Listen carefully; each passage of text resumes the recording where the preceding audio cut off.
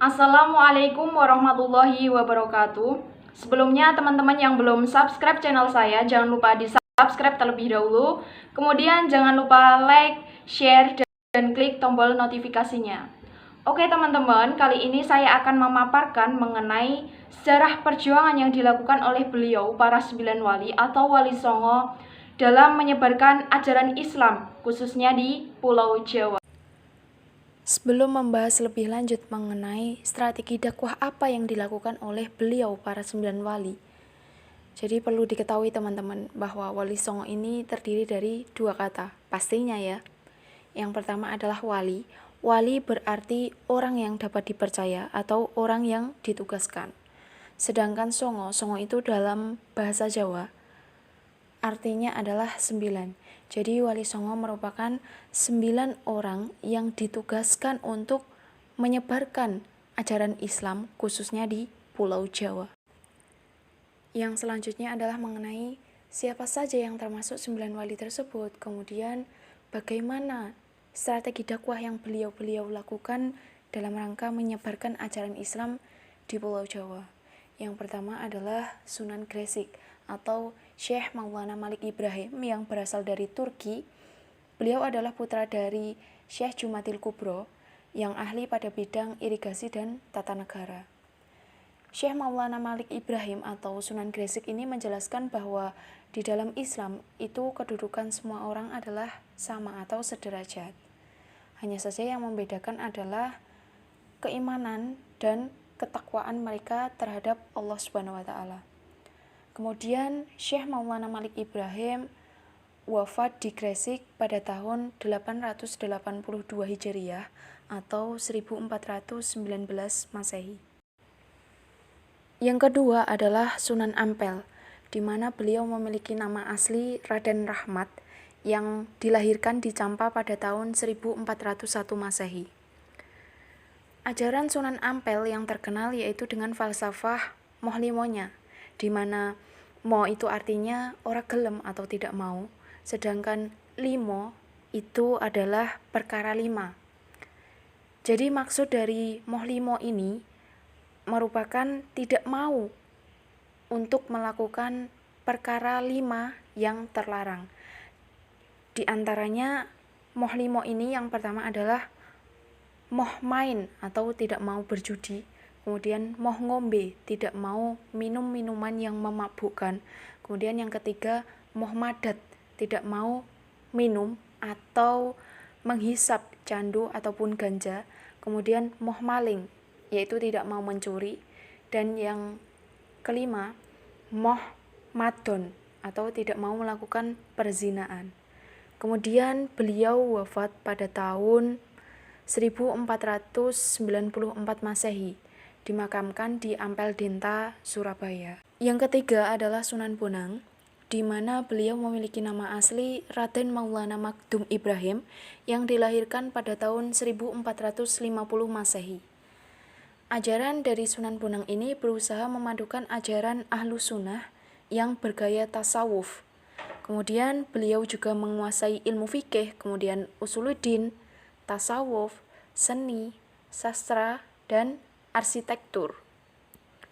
Ajaran beliau berintikan pada filsafat cinta. Jadi menurut Sunan Bonang ini, cinta itu sama dengan iman, pengetahuan, dan kepatuhan terhadap Allah Subhanahu wa taala atau hak al-yaqin. Kemudian beliau wafat pada tahun 1525 Masehi, dimakamkan di daerah Tuban. Yang keempat, Sunan Derajat, di mana nama asli beliau yaitu Raden Qasim yang dilahirkan pada tahun 1470 Masehi. Beliau adalah putra dari Sunan Ampel dan saudara dari Sunan Bonang. Sunan Derajat itu menciptakan lagu Gending Pangkur yang sampai sekarang lagu tersebut masih digemari oleh masyarakat Jawa. Kemudian beliau dikenal sebagai orang yang bersahaja, orang yang suka menolong terhadap sesama. Beliau ini merupakan wali yang mempelopori penyantunan anak yatim, kemudian fakir miskin, dan orang sakit. Kemudian Beliau, Sunan Derajat, wafat pada pertengahan abad ke-15 dan dimakamkan di Sedayu, Gresik, Jawa Timur. Sunan Kudus memiliki nama asli Ja'far Shodiq yang lahir pada tahun 1400 Masehi. Beliau mengembara ke Tanah Suci Mekah untuk memperdalam pengetahuan ilmu agama Islamnya. Nah, setelah kembali dari Mekah, beliau mendirikan pusat keagamaan yang diberi nama Kudus. Asal-usul nama Kudus ini diambil dari nama Al-Quds, itu dari Palestina. Nah, hal itu membuat beliau dikenal dengan sebutan Sunan Kudus. Cara Sunan Kudus dalam mendekati masyarakat Kudus adalah dengan memanfaatkan simbol-simbol Hindu-Buddha. Hal tersebut terlihat dari arsitektur Masjid Kudus. Beliau merupakan seorang yang ahli dalam bidang tauhid, hadis, fikih, dan terkenal sebagai pujangga yang mengarang cerita pendek, berfalsafah, dan bernuansa keagamaan. Kemudian di dalam bidang kesenian, beliau ini menciptakan gending Asmorondono.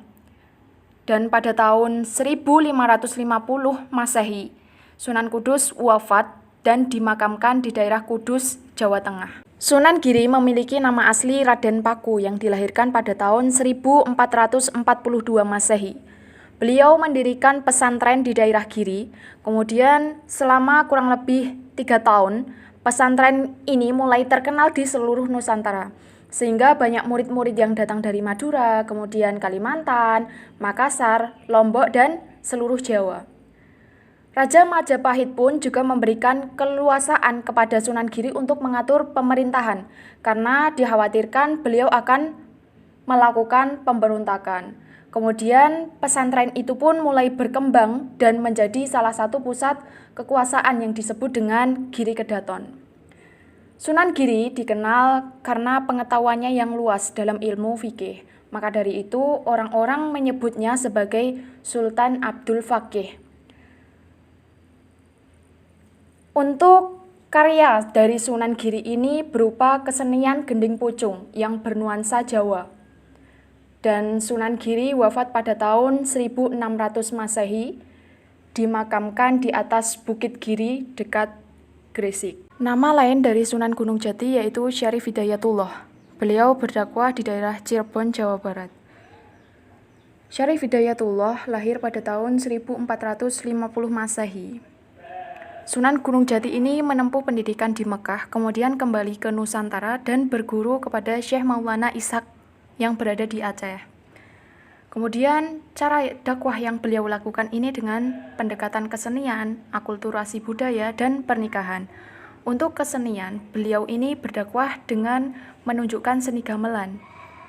Kemudian Sunan Gunung Jati wafat pada tahun 1570 Masehi, dimakamkan di daerah Gunung Jati, Cirebon. Sunan Kalijogo memiliki nama asli Raden Djoko Said yang lahir pada tahun 1450 Masehi.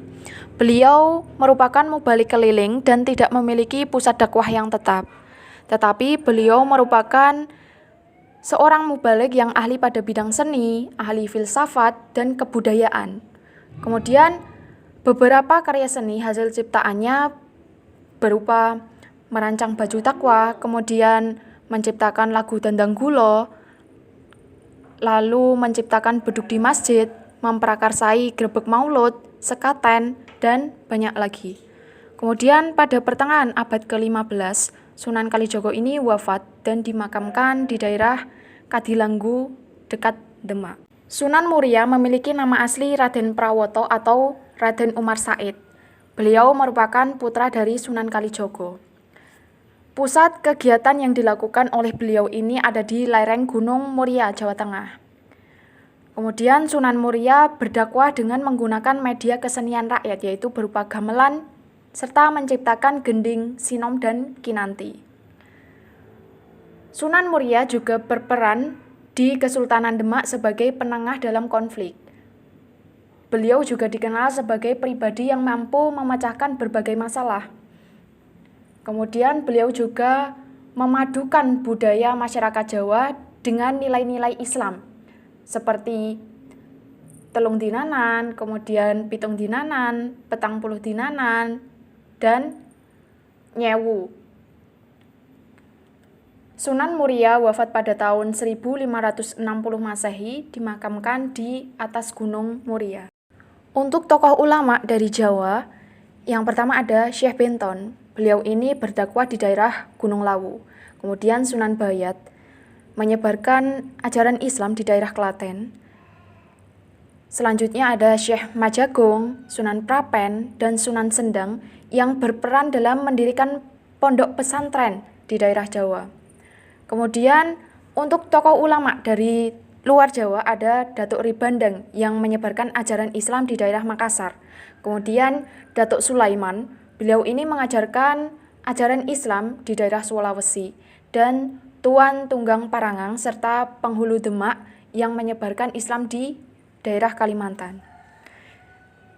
Dahulu Syekh Siti Jenar atau disebut dengan Syekh Lemah Abang merupakan salah satu anggota dari wali.